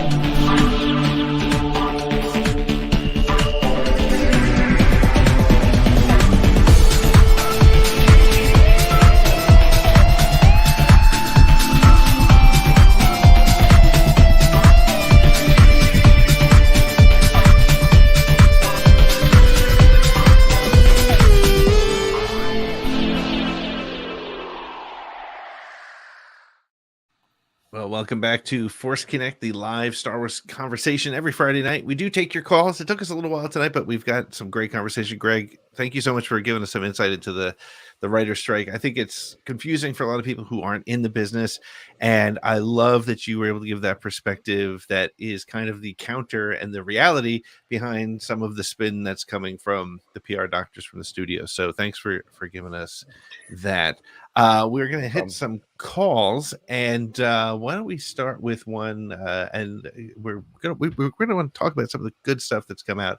And Chris, you know what? Before we go to our caller, let me start with you because I haven't heard your dulcet tones yet much this evening. What's your favorite thing that's come out over the last couple weeks? It's been 2 weeks of like almost like stealthy Star Wars, other than Jedi Survivor. Everybody knew about that. Well, okay. I mean, you could say that, but that like got the biggest press, and then you got the Visions and Young Jedi Adventures. But there's also a bunch of other things that have happened. What's been the highlight for you? It probably was Survivor, perhaps. I don't know. Yeah, because I'm so tired I can't see straight. Because I've been playing Jedi Survivor. Like you saw, I found like how much time I logged in. Did you see that? Yeah, I saw that. Yeah, Was it 2 days and 7 hours or something like that? 2 days and 7. Yeah. Sleep's for suckers who need it. I had to get through that story. It was so amazing. It was so good. And Deborah Wilson, like first of all, it's Game of the Year. Yeah, it's Game of the Year, and Deborah Wilson's performance was outstanding, and she needs to be recognized just as much as Obi-Wan or Kanan or Anakin or Mace or anyone. She's an amazing character. Let's see what else. The comics that came out this past week were incredible. Alyssa Wong's Dr. Aphra was probably a very important one, especially for like the LGBTQ community. Like it was an amazing episode issue, very emotional. So that's one of the highlights. As far as collectibles go, you guys know me. Every week it's I'm ordering something. I love a little behind the scenes. Chris being in the collectibles and comic book business, every now and then my phone will beep and I'll look at it. I'm like, damn it. Yeah, I'll take one of those. Yep, order me that. Yep. Who's your pusher, Pete? Who's your pusher? So many cool things that, like, at least that have come up on pre-order are looking fantastic. Like what was one of the things that came out? There's some new stuff like the second run of Obi-Wan Kenobi pops that are going to be coming out, like him like being like that full realized Jedi Knight by the end of the series. You got what's it, fourth brother? I think that's the character's name. Yeah, you got him. You got that one coming out. So many figures that I just pre-ordered that are not coming out until like next year. But yeah, some amazing. I have to be honest. My favorite, and I haven't bought an X-wing helmet yet, but we did see in the Hasbro Pulse stream the pipeline for multi-time Carson. friend of the show, Paul Sun Young Lee, Carson Teva. His helmet is, going to get made as a Black Series helmet. That's probably going to be my first X-Wing helmet because who doesn't deserve their own, helmet more than Paul himself? Yeah, agreed. What did I just try to sell you on, Pete? Well, not sell you on, but I was just thinking the Axe Wolves helmet. Yes, and you know what? It looks so good. That's when I think I'm going to get that one. So here's the stupid thing. I'm saying I'm not going to get it because I have. But you will. Death Watch. Don't worry. When I order them by a case, they come in two. I know. You've got the other one. It's cool. I know. I'm going to end up with it. I know I am. Yeah. But I have a question about these helmets. I'm sorry. Yeah. Can they go on your head? Yeah. Not mine. Okay. Not mine. My head is huge. But Yeah. Okay. I just didn't know if you were buying a do. functional helmet or wow, this is wow. That's Yep, cool. there we are. That's cool. So I I'd wish like I to could say do I that. never put them on, but there are days where I'll walk in and I'll be like, I'm going to put on Kylo Ren today. Yeah. I'm going to be completely honest. I work in healthcare, and yesterday was Star Wars Day, and I took this helmet to work with me and had a board meeting, which only happens quarterly. That was yesterday, and I sat it on the table with me at the board meeting. So Nice. Yeah. Nice. Yeah. So some of the things, and Nick was making fun of me about this because I'm not a big fan. I love the Droids cartoon. I'm just not a fan of the Ewoks cartoon from back in the day. And there are figures now that are coming out for the Ewoks cartoon. And Nick showed it to me. I was like, yeah, I'm gonna get it. Yeah, I'm gonna get it. So you got that. You've got you have Mando from the Boba Fett Book of Boba Fett show. That figure coming out. You have Padawan Ahsoka Tano, Darth Malgus. A lot of this stuff is all next year or like late this year. Grand Inquisitor is coming out. And yeah, just a ton of stuff. I ordered way too much stuff. Any keep it going. Yeah. Now I know you've been busy with negotiations, Greg, but did anything catch your eye? I will say I bought Jedi Survivor. Because I took my console with me to negotiations because I was like stuck in a hotel for 2.5 weeks, getting told that my career wasn't a career. So I was like, I got to do something when I come back. So I was like, I played, but I played like an hour. I got to like the first boss, I think. Yeah, I got to the first decapitation boss, and then So yeah, okay. Nice, So sister. I was like, wow, that's you straight up chopping off heads. Yeah. So yeah. I played that for a little bit, and then I just have had no time. So like Visions, I'm dying to watch Visions. Have not seen any of that. I mean, like to me, Visions is like one of my favorite things because you take the restraint of canon off. Yep. And you just the proof of like there are so many studios around the world that can do something amazing if you just give them the time and money. And so I just every year we should just be giving people shots from places that never get that kind of spotlight. It's always it just blows your mind. You're like, because stories aren't all the same. Like I'm a big not hero's journey guy because it's not all the same. Like so you see these African storytellers, Asian storytellers, South Asian, and you're like, bro, this is like all ingredients I know, but you've done it. It's dope. I love that. Well, so I'm dying to I'll watch throw that. this in. I'll throw this in just as in this segment. And Chris, just look away. Don't make eye contact with me right now.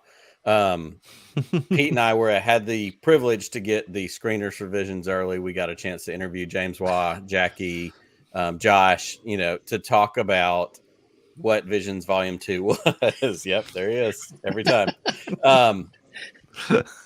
But I agree. And I said this in one of our questions. I actually, the question I asked James Waugh was, I wasn't an anime guy. Visions Volume 1 I enjoyed. And it helped expose me to more stuff in anime that I didn't recognize, or know about before. But to get season 2 and to get it across these, like you said, varied canvases, South Africa, freaking, Wallace and Gromit and Shaun the Sheep, like to get all these different studios, the French studio, Volume 2 to me is even better than Volume 1. And I love Volume 1. Volume 2 expands the ability because Star Wars is so universal and the themes of it are so good that, like you said, Greg, let me see every culture, show me their interpretation. I want a Mexican version. I want a Canadian version.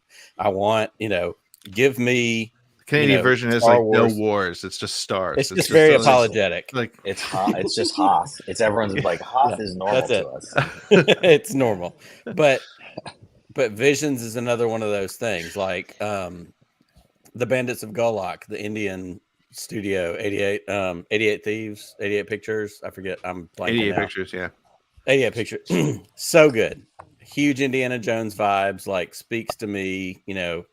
As a kid, all the different things I love about Star Wars. So Visions is another one of those great things that we got yesterday that just, gave us a fun Star Wars day. Yeah. And the other thing I picked up when I was in LA was I picked up Timelines, the book. Oh, yes. So good. And I was like, and I was trying to explain to my wife, to Cassie. I mean, she knows Star Wars, whatever, but I was going like, there's a version, there's like a thing that is a Star Wars thing, which is where you open a book that's detailed and you just dive into these crazy, it's how we learn about ships. And then you're like, that's the inertial dampener. And nowhere does it say that except in like one book Pablo did 15 years ago. But you're like, this is in my brain now. And so Timelines is like, and also for me, Timelines is like, it's so nice to go, wait, what was happening when? Where, who, and to see it laid out, they do such a nice job. It's really, it's a great book, and it's like enjoyable to read and a great resource. And it's absolutely stunning to look at. It's absolutely beautiful. Well, speaking of stunning to look at, why don't we bring in one of our callers? I don't know if that's really the right choice of words for this, but let's bring in one of our callers and hear what they've been excited about from Star Wars over the last couple of weeks. Go for Papa Palpatine. You have a collect call from Darth Vader. I gotta take this. Hold on.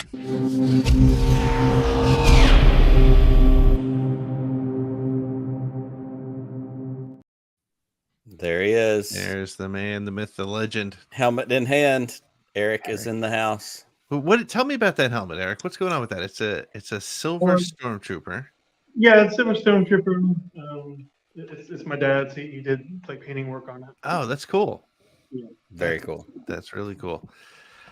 Well, so Eric, thank you so much for being patient. Thanks for hanging out with us. Thanks for keeping the streak alive. We're going to throw your timer up there, and we want to hear what your favorite Star Wars stuff is from the last couple of weeks and anything else that's on your mind. You ready? Let's do it. I love Survivor. I think it's a brilliant story. I like Duggan. I like the twist it did with Bo Kuna and no spoilers. Oh, don't spoilers, bro. No spoilers. No spoilers, man. Stop. Pete's not there yet. I'm not there That's yet. actually what I'm excited about. You brought this on yourself. Then I'm out. Talking. All right, well, don't worry. I can talk about y'all instead. Pete, how are you going to read a comic every week if you can't read a comic in a year? Like, how's that going to work? What's that? And I said, how are you going to read a comic every week if you don't read a comic in a year? Oh, that's true. This is true. It's a good point. And Greg, nothing wrong with having a great stepfather figure. We have that in Bail Organa. I think he's one of the best characters as a really good figure to look up to, not just domestically but also politically. And I love that Carrie Fisher got star. I think she has deserved it for quite some time. And it still hurts that she's not here. Yeah. It's rough for me to watch Last Jedi sometimes because there's so many reminders of how great she is, and I hope this is not a spoiler to you now that she has to pull herself to the bridge, and every time that makes me cry. I know the people are like, oh, she looks dumb. It's just I don't care. Yeah. It makes me cry. I love it. I think it's one of the most beautiful things. Yes, it looks goofy. I don't care. Yeah. No, it's man, yeah, there's very few celebrity deaths that made me stop and really feel something. And I know it's horrible to say, but that was absolutely one of them for sure. one thing that me and my dad recorded an episode. All on right. the pod. It should be coming out either tomorrow or the day after tomorrow. Nice. Awesome. Yes. Awesome. Now, where can people find? Is it just it's on your YouTube channel? Yes, it'll be on my YouTube channel. Which is Honest to Claude. Honest to Claude. Awesome. Spelled like Claude from Rise of Skywalker. Yes. Well, awesome. And I just want to throw one thing in here before we get Eric out the door. I did the toast to Carrie Fisher at the top of the show, and I will say that truly one of my favorite Star Wars moments of all time was I went to Star Wars Celebration in Orlando in 2017, and Carrie died in like November, December of 2016, so it had not been that long. Yeah. And being on the floor at Celebration, I only got to go that one day. We drove down from Alabama to Orlando just for the day. And on the live stage, at that point, Billy came out and she did the monologue from New Hope. General Kenobi, years ago, you served my father in the Clone Wars. By herself, in a white dress. It's one of the most powerful things I've ever witnessed. This child has still dealing with the loss of her mother, who was this icon, who was, this, bigger than life figure. And to hear what she said yesterday in her speech just, added that much more weight to it. But that entire room was stone silent. To hear this woman, stand there, give this, it was incredible. And Carrie Fisher was amazing, but that's probably my number one Star Wars moment of all time. It's amazing. Now, I'm not sure if Greg will, go back to ever working on Young Jedi Adventures. I don't know how this is going to work out in the next couple of days or months. But if you could throw this in for me, can you have one of the kids paint something on Geode and it's like a smiley face, like a little prank? I think that would be an amazing idea. That would be an incredible. That would be amazing. Very funny. I don't know how Geode would feel about it, but that would be very cool. That'd be very cool. That's awesome. Well, Eric, thank you so much, man. The streak is still alive, and we will see you next week, I hope. We're glad you could have me. Have a good Take night. it easy, buddy.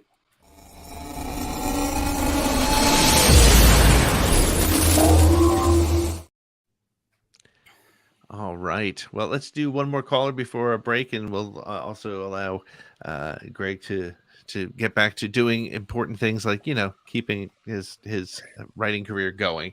But let's take one more quick call, and then we'll take a break. And if anybody else is calling in, I know, Brian, we also have you back there. But let's bring in our next caller.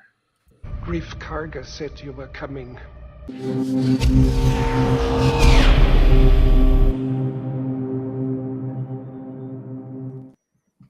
It's like peanut butter and jelly.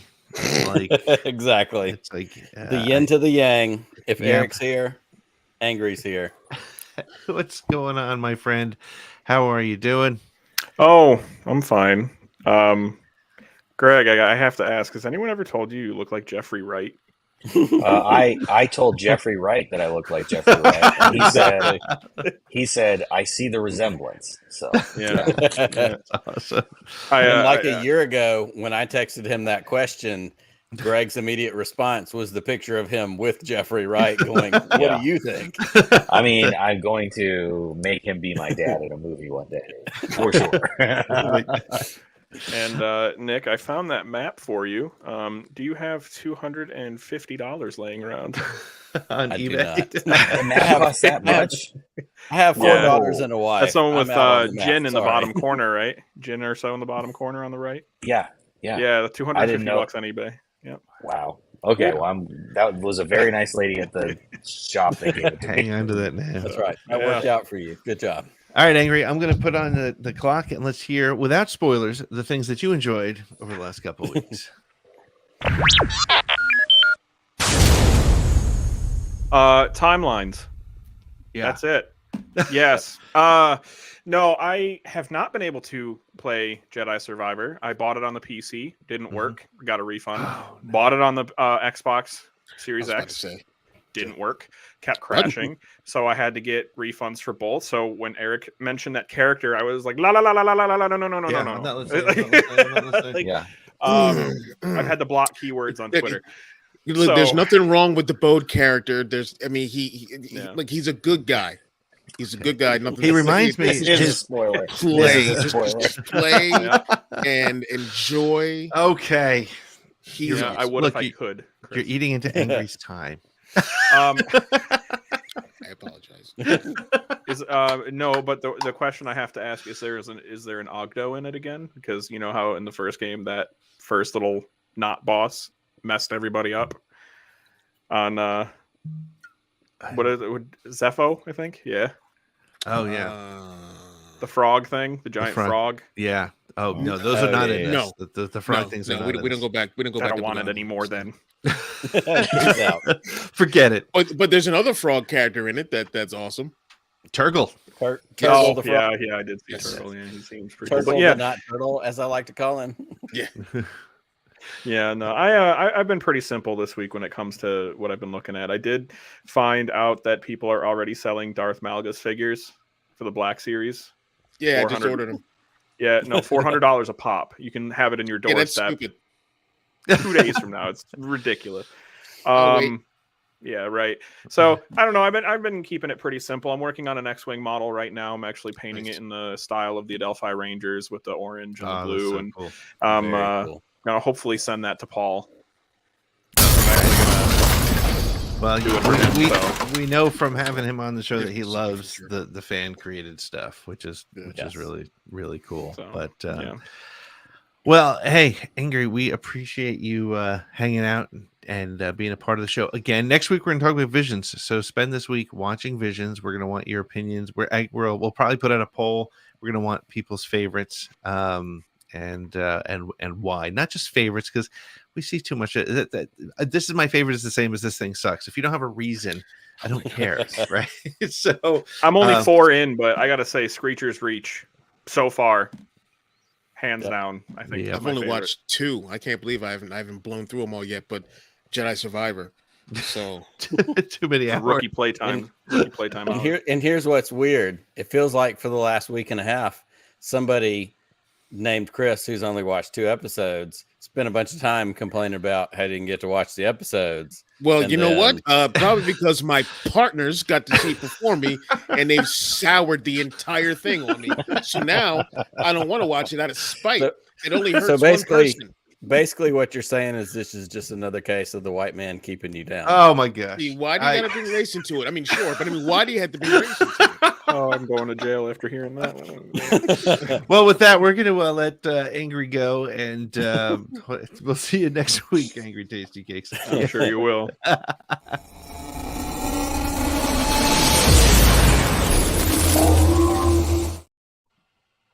Well, as Kylo Ren would say, we're not done yet, but we do want to give Greg the opportunity to get back to trying to Thank you. I have a find lot some of- order in the galaxy. A lot of pickets to coordinate.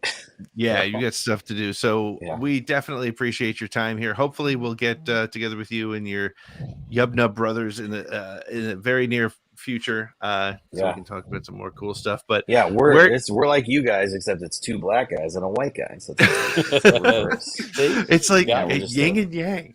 We're a dyad. There we go. A dyad in the Star Wars podcast. Podcast dyad. Greg, where can people keep up with you on the social medias and also you mentioned it. I think you mentioned it on Twitter somewhere. Or somebody did. How can people help? The writers who are going through this right now. Yeah. You can find me on Twitter, Instagram at Gary Jackson. Gary Jackson. You can tell because it's my face on the picture. But you can. There's a thing called the Entertainment Community Fund, and you can go to that and donate under. There's a drop-down menu that you donate to Film TV. There are PAs. There are associate producers. There are runners and crew people and all these people who are impacted by the writer's strike, who we are trying to support because they are not who we are negotiating against. They're not the problem here. So anyone who wants to support, if you need to take what you would pay for a streaming service and donate it, if you just need to find some extra money in your couch and you donate, every little bit helps because it's helping real people who have jobs that aren't as out there as writer. It helps them pay rent, helps them pay for groceries, helps them to get that stuff. It's the Entertainment Community Fund, and then donate to Film and TV. That's awesome. Well, Greg, thank you so much. Best of luck. We're pulling for you and all the writers, and we support you in every way 100%. possible, and we wish you the best of luck with everything. Thank you so much for hanging out Thanks. with us. Bye. Take care. Bye. Awesome. It was so great. Greg's just a great guy, friend of the show. I do have to say, and I didn't get a chance to say it to him, but I think I said to him last time I spoke to him, was one of the coolest of events in my Star Wars life was at Star Wars Celebration, where I had just met Nick for the first time in person, even though we had been friends and working together for a year practically, or I guess it was. And we were sitting outside, and to my right was New York Times bestselling author. To my left is an Emmy Award winning writer. And we were just shooting the shit about Star Wars. And what I'll never forget, and Jason probably would not want me to repeat some of the things he said, but Jason Fry was so brutally honest about some of his Star Wars takes, coming from a guy who wrote the novelization of The Last Jedi, who has put together some of my favorite Star Wars books. And just having those conversations with him and all of us was a really great time. Let's take one last break. We'll bring in a caller and then we'll wrap up for the evening. It's gotten a little long, but it's been great to get all the insight from our friend Greg on this writer's strike. It's such a unique and strange situation that I'm glad to get his perspective. So we'll be right back in 1 minute. All right, I'm doing this in one take. I hope you're all ready. All right. Do you like t-shirts with sayings and logos that are bordering on that very fine line of copyright infringement, but still very Star Wars in the way they do things? Do you like some of the weird stuff that Pete, Nick, and Chris say on their shows like Force Connect and Around the Galaxy?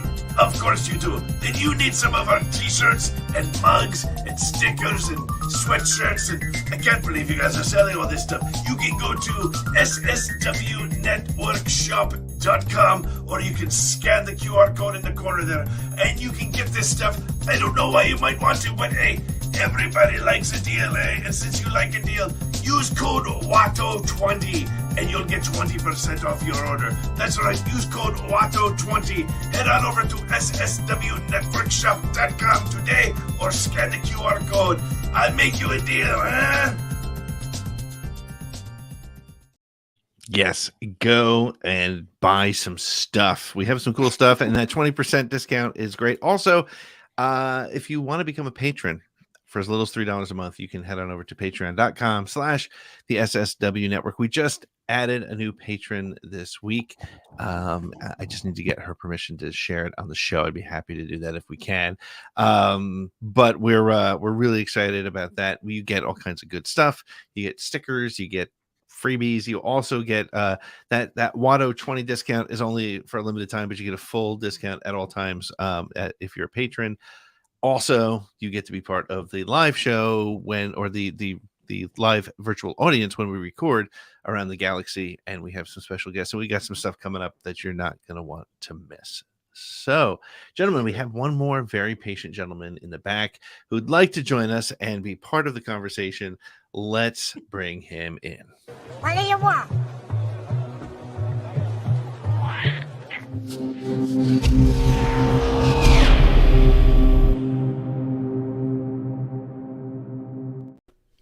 What do I want? I want squeezies. No squeezies. Bad baby, no Bad squeezies. baby, no squeezies. What's going on, my friend? How are you? Not much, boys. How are you doing? Excellent. Good to see you. It's good. It's been great. So hello. Hello. The one thing I want to ask, Pete, are you going out to Neshaminy tomorrow? No, should I be? That's where Chris is having his event. Wait, what? Yeah. I live in Alabama, and I know something this. I guess. I guess what? that the last time you crossed the Delaware was on Christmas with your buddy George. Wait, what? Wait, what's going on? What, Chris? You got something going on tomorrow? Yeah. Dan and I are going to be, under Bro Axiom. We're going to be doing a part of a Revenge of the Sixth event at Neshaminy Brewing Company. What? How did I tomorrow, miss yeah. this? I don't know.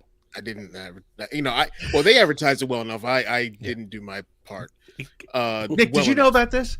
I actually did know this. I live in Alabama, so I hate to throw you under the Yeah, bus. what here, time but is it yes, I tomorrow? did. We're going to be there. When we go on at 4:00. We're going to be doing a live show from it. We're going to be talking to the attendees there, giving out some freebies and stuff like that. Some giveaways and just having a good time talking. Well, Star Wars depending people. on when soccer ends tomorrow, maybe I'll be there. Brian, are you going to be there? Now that you've put me on the spot, are you? Tommy, I am planning on going there. Excellent. Nice. Oh snap! What up, So Tommy? it'll be fun. Yeah, Awesome. yeah, awesome. Yeah. But it's Cool. it's been a great week for Star Wars. Yes. You know, Absolutely. But I'm gonna throw the counter on you because we have. I don't want to be. you do it. I'm going to keep talking anyway, so you do Yeah. what you want until you throw me out. Timer be damned. Wait, you know what? I'm gonna make a new rule. How does this sound, Chris and Nick? If you're a patron, maybe you don't get the counter sometimes. Ooh, I'm now we're talking. wow. Brian's a patron. Brian's not getting the counter. You do you. It's your show. I'm just a guest. No, Hold the no, show hostage, Brian. Do it. And in honor of that, because my glass is empty, Yeah. There you go. There you we're go. hitting it back up. Yeah. All right, I had to put it No down, timer, more whiskey. Brian, you're on deck. But before I even got, I just wanted to. I mean, obviously he's gone, but what Greg coming on and talking about what's going on with the WGA strike was awesome. Just because a lot of people, unless you are in a union and deal with union stuff and contracts and stuff like that, they have no idea what really happens. I'm a union guy, so I get it. And him coming on just to talk to us regular nerds and just explain kind of what goes on and what's going on with everything, I think was a real benefit for all of us who have, especially some of the guys who have no idea what happens with this stuff. Yep. Yeah. Yeah. No, it was really very, very interesting. And again, like I said, And just to kind of tease it, Pete mentioned it earlier, but just to tease it, we're going to get with Greg, Tim, and Jim, his co-host on Yubnub, all three of whom are TV writers. Yeah. So we're going to kind of have that conversation coming up in the next week on the ATG cast or Around the Galaxy on the podcast, and to dig a little bit more into what it means to be a TV writer, to what it means, all this stuff. We're going to expand on it a little bit more, and I'm looking forward to that conversation. So And if Brian, you like this part, since you're a patron, look forward you to can that. tune in and be a part of that conversation because That's that right. is a recorded Awesome. version. See, of, there you of go. Star Wars.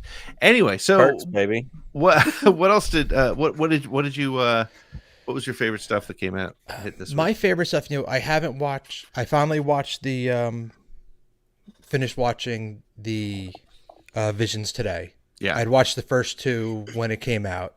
I think I'm kind of with a lot of people that, Screechers is like my number one so far. Yeah. The first one, Sith, is one of the most beautifully drawn things I think I've ever seen.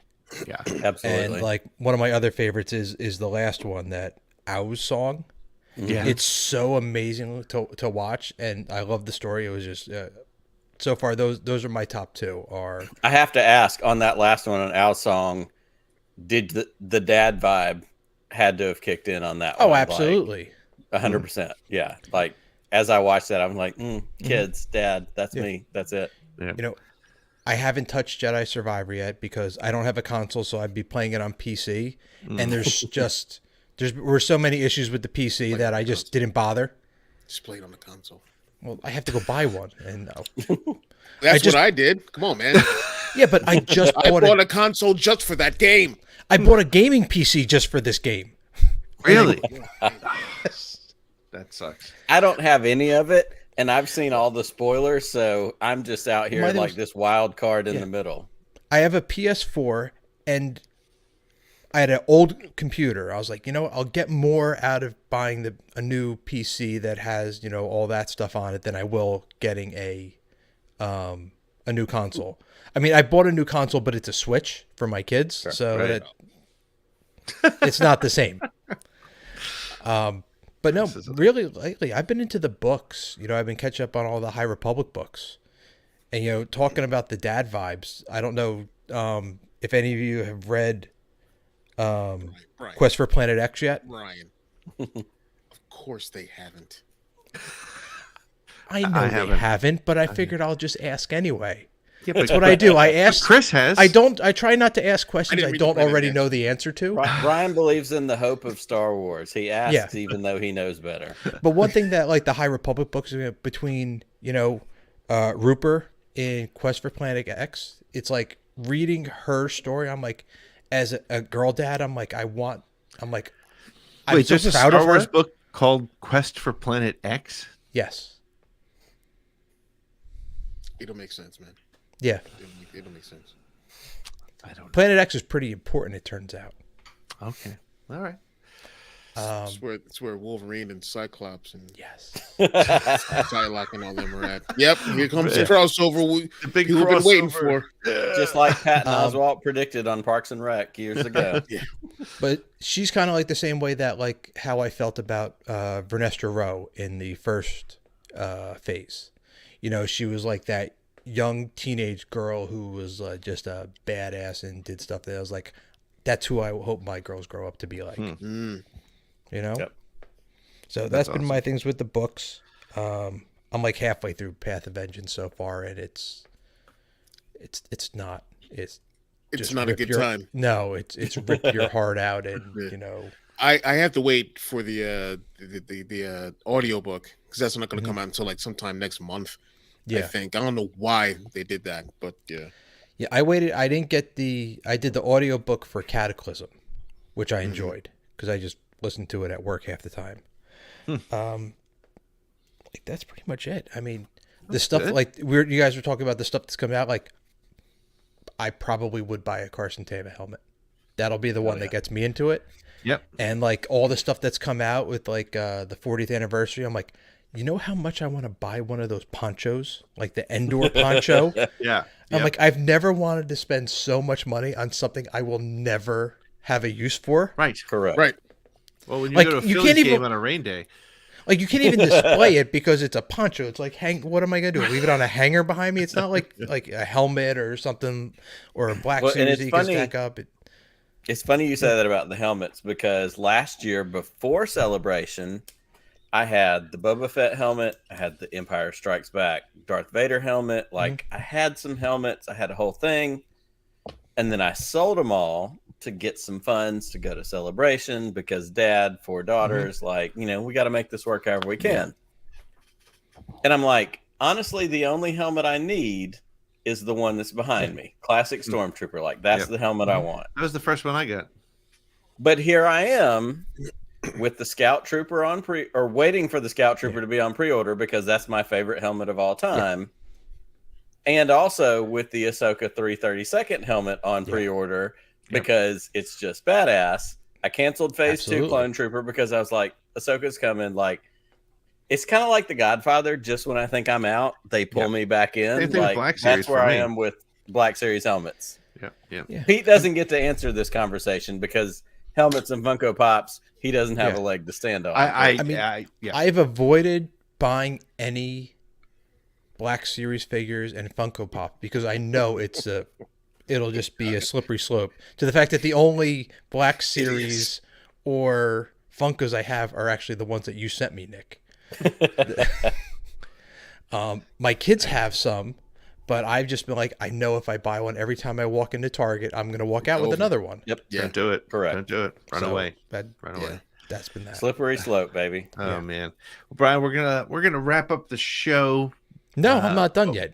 You said I'm holding you hostage. He's got the I'm power. calling you Listen, on this. y'all Holding you can on this. He's continue like He-Man. tomorrow. He's got the power. Y'all can continue Gotcha. tomorrow at Chris and Dan's event, and I then we'll will. go from there. I can't believe I didn't know about it. How did I not know? It was beer and Star Wars. Jesus, how did I not know this? Yeah.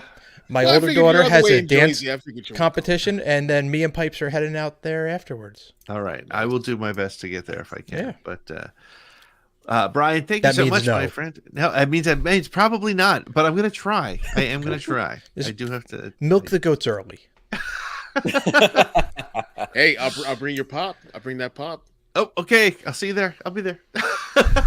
Sold. Sold. All right, Brian. Thank you, man. We'll talk All right, to you guys. soon. Later. All right, later. dude. Bye.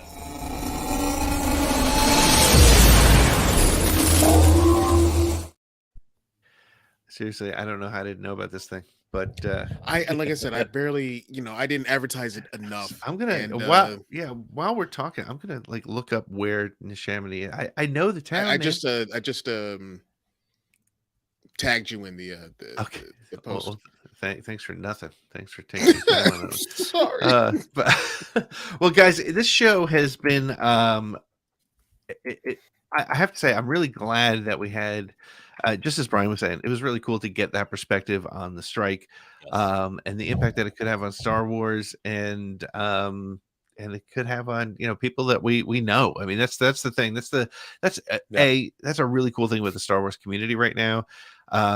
We know some of these people, and we can support them, and I'm glad he also gave us the way to do that. But we are going to next week. We want to spend some time talking about Star Wars Vision. So Chris, sorry you weren't part of the special thing, but but we want you to watch them because it's great Star Wars. It really is. Honestly. Oh yeah, I've watched two. I watched the first one in the Paint Glob universe, which was dope. That's what I call that Sith one. And then I watched the other one with the number 8, the one from the African studio, and it was so good. It's such great stuff. I'm looking forward to talking about them because there's so many different levels, and we did our review. So if you're listening to this or watching it, check out a review, because not only did Nick and I give very high level spoiler free reviews, but we also talked to some of the executive producers of the show. So it'd be great to, if you're into it, go check it out. We'd appreciate that. But Chris, what's happening on Bro Axiom this week? Well, outside of tomorrow, you can find Dan and I tomorrow at the Neshaminy Brewing Company, Neshaminy Creek Brewing Company in Croydon, PA, for Vendor the 6th event. There's going to be a whole bunch of different vendors and different artists and things like that. And there's going to be a band called the Galactic Empire, and they're going live at 8:00. It's going to be awesome. Is that heavy metal band that plays like the? They have like the full armor and all that stuff. It's they look so cool. Pete's definitely there.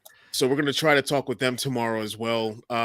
We'll be there talking with people about Star Wars, finding out what they love about Star Wars. I don't want to hear about what they hate about Star Wars, but we'll be giving away like prizes and things like that to people. Sunday night, shooting the poodoo. During the week, we have 3 comics coming out next week for quick shots. Bro Axiom Gaming on Tuesday, and I think a Star Bros episode Thursday or Friday. So yeah, got a busy week coming up. That's awesome. That's good, because it's kind of a quiet week for Around the Galaxy this week, unless we get our conversation together. We're trying to work out with, as Nick had mentioned, with Greg and a couple of those other guys. We're going to do an Around the Galaxy show to understand, take a deeper dive into that and into the writer's strike and see what happens from there. Anything I'm missing, Nick? Or are we? I don't think so. I think that pretty much covers it. Yeah, like you said.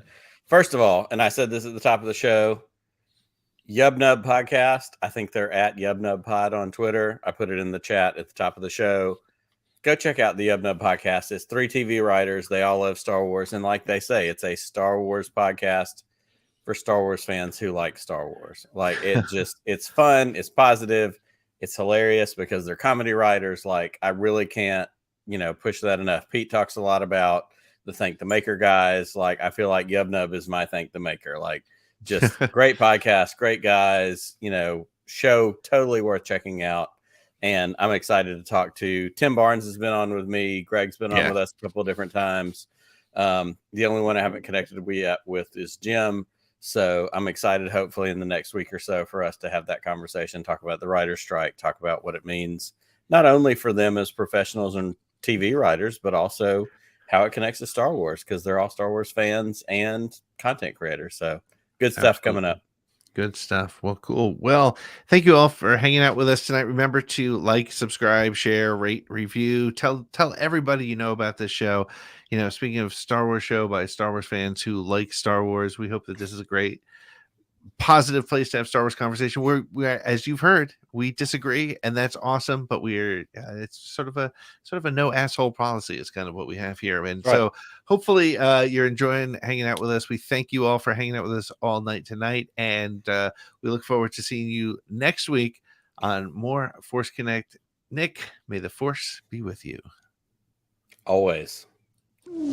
Just one more round, friend, then homeward bound, friend. Don't forget me in your dreams.